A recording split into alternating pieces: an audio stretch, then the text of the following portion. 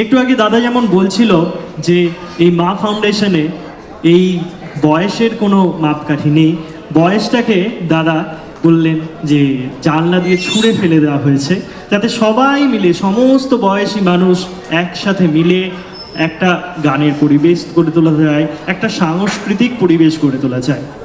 তা আমরা এখন চেষ্টা করব আমাদের পরবর্তী অনুষ্ঠানগুলোতে এই সমস্ত বয়সের মধ্যে দিয়ে একটা যেন টাইম ট্রাভেলের মধ্যে দিয়ে যাওয়ার চেষ্টা করব।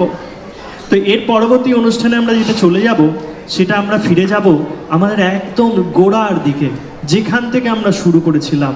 অনেকে হয়তো ওই যে বললাম টাইম ট্রাভেল করে একদম পেছনে চলে যেতে পারবেন, কি কাকুলি? একদমই তাই। মানে এইবার কিন্তু আমরা পৌঁছে যাব একদম আমাদের সেই ছোট্টবেলার কবিতাগুলো কিন্তু মনে পড়ে যাবে আমাদের পরবর্তী ছানা শিল্পীদের পারফরমেন্সের মধ্য দিয়ে। পরবর্তী যারা স্টেজে আসছে তারা হচ্ছে মিউজিক আর্টস একাডেমিক্স ফাউন্ডেশনের জুনিয়র ব্যাচের নৃত্যশিল্পীরা। দেখে নিই তারা ছোটোবেলাটাকে কিভাবে আমাদেরকে মনে করায়। মঞ্চ সজ্জার জন্য একটু টাইম নিয়ে নিচ্ছে, আমাদের ক্ষুদে শিল্পীরা তাদের মঞ্চে স্থান গ্রহণ করছে। শুরু হচ্ছে ছোটোবেলাকে ফিরে নিয়ে আসার গল্প।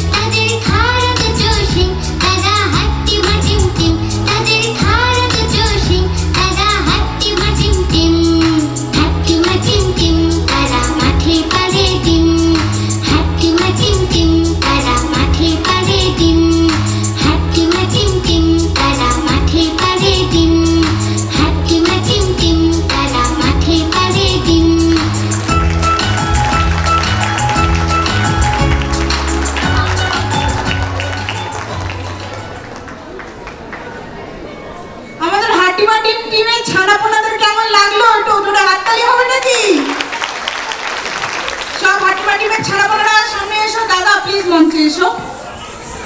আমাদের এই হাট্টিমাটিম টিমদের প্রত্যেকের জন্য থাকছে সার্টিফিকেট, নামগুলো বলবো।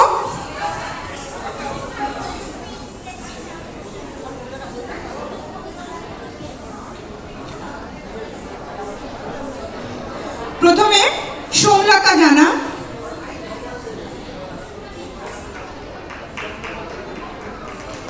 জোরে হাততালি লাগবে কিন্তু, জোরে হাততালি। প্রথমে সোমলতা জানা, পরবর্তী দেবাংশী চক্রবর্তী।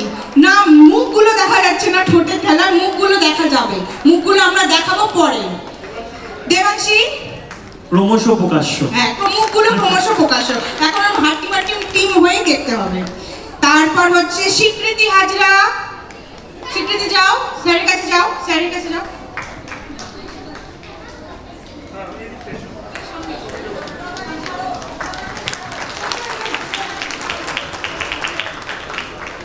আচ্ছা, স্বীকৃতি হাজরার পর দর্শনা কামার, আমাদের এক খুদে ছানা দর্শনা কামার, জোরে হাততালি হয়ে যা। এরপর আরেক খুদে ছানা সামাইরা কবির, হাততালি হতেই থাক।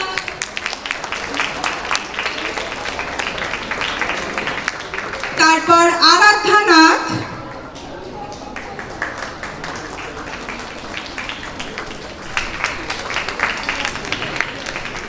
মামের জুটির গল্প যখন বলছি তাহলে আরেকটু বলে দিই। এরপর আমার কন্যা শাম্ভবী ভট্টাচার্য।